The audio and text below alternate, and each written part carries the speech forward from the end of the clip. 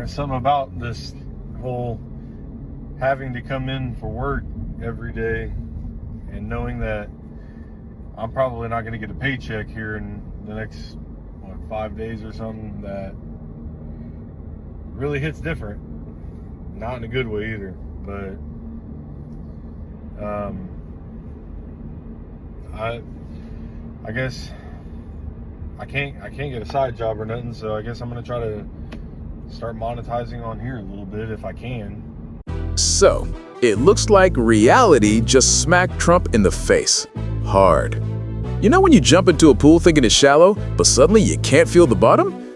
Yeah, that's pretty much what's happening in Washington right now. His approval ratings are slipping, his critics are celebrating, and even some supporters are starting to sweat. Let's talk about how it all got here and why the next few weeks could change everything.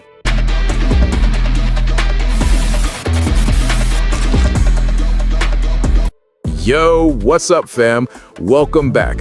So here's the thing. Trump walked into the Oval Office thinking he'd be running a giant flawless show. Like, I got this. But now, it's turning into Survivor Washington edition. Deep water, sharks, and no lifeboats in sight. Check this.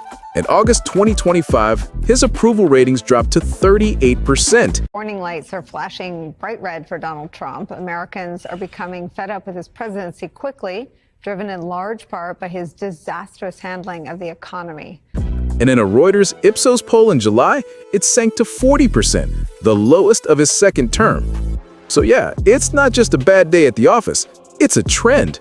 There's a big crowd saying, "We gave you a chance, now prove it."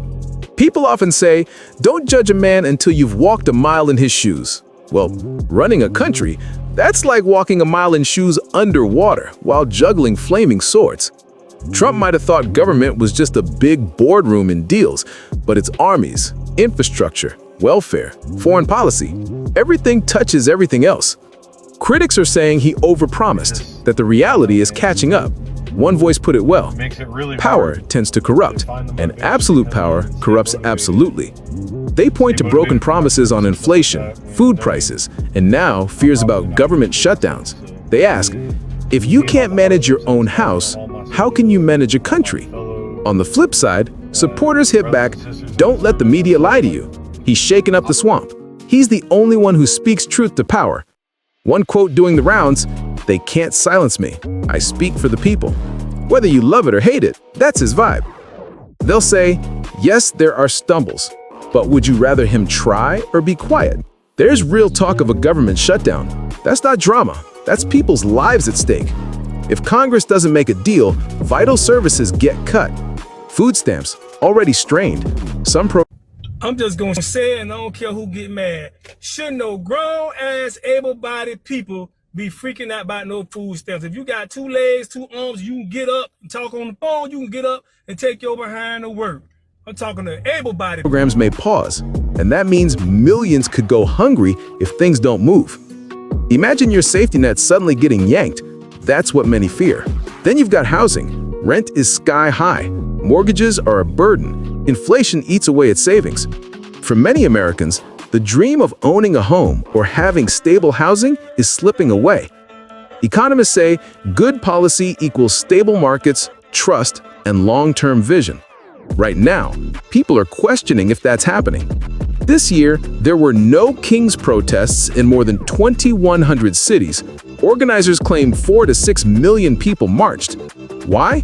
Because folks are worried, not about a party, but power.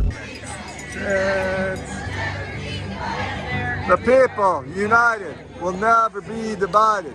The people united will never be divided. The people united will never be divided. As one protest sign read, "We are not subjects, we are citizens." Powerful stuff.